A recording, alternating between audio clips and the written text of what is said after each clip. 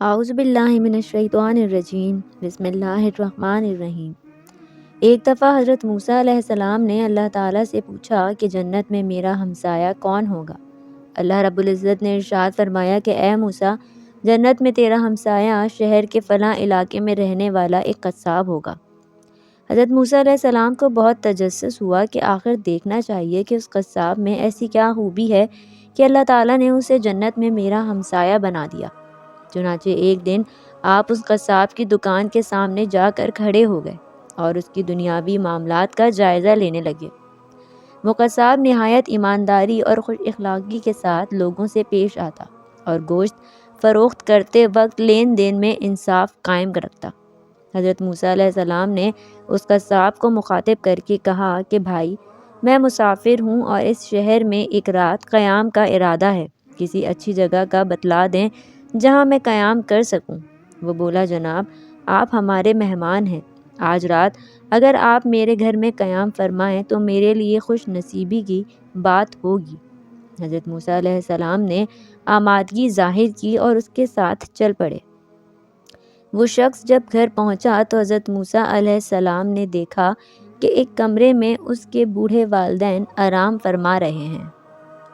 اس نے سب سے پہلے کھانا تیار کیا اور اسے لے کر اپنے والدین کے کمرے میں پہنچا۔ ان کا ہاتھ منہ دھلایا اور نوالے توڑ توڑ کر اپنے ہاتھ سے ان کو کھانا کھلایا۔ کھانا کھانے کے بعد اس کی بوڑھی والدہ منہ ہی منہ میں کچھ بڑبڑائی، جسے سن کر وہ قصاب مسکرا دیا۔ حضرت موسیٰ علیہ السلام نے پوچھا کہ آپ کی والدہ نے ایسا کیا کہا کہ جسے سن کر آپ مسکرا دیے؟ وہ بولا، جناب کیا کہوں، میرے والدین ضعیف الامر ہیں۔ میں روزانہ صبح گھر سے نکلتے وقت اور واپس آنے کے بعد اسی طرح ان کی خدمت کرتا ہوں۔ میری والدہ خوش ہو کر روزانہ مجھے ایک دعا دیتی ہیں کہ اللہ تجھے جنت میں حضرت موسیٰ علیہ السلام کا ہمسایہ بنا دے۔ آپ خود ہی بتائیے کہ کہاں میں ایک معمولی قصاب اور کہاں حضرت موسیٰ علیہ السلام جیسا عظیم پیغمبر، میرے نصیب میں یہ سعادت کہاں؟ میں اپنی والدہ کے منہ سے یہ دعا سن کر بس مسکرا دیتا ہوں۔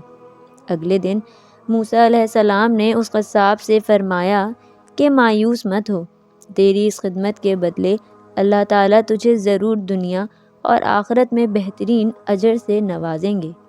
مجھے تمہارا مہمان بن کر بہت اچھا لگا، اللہ تم پر اپنی رحمت قائم و دائم رکھے۔ اس طرح حضرت موسیٰ علیہ السلام اس قصاب سے اجازت لے کر خوش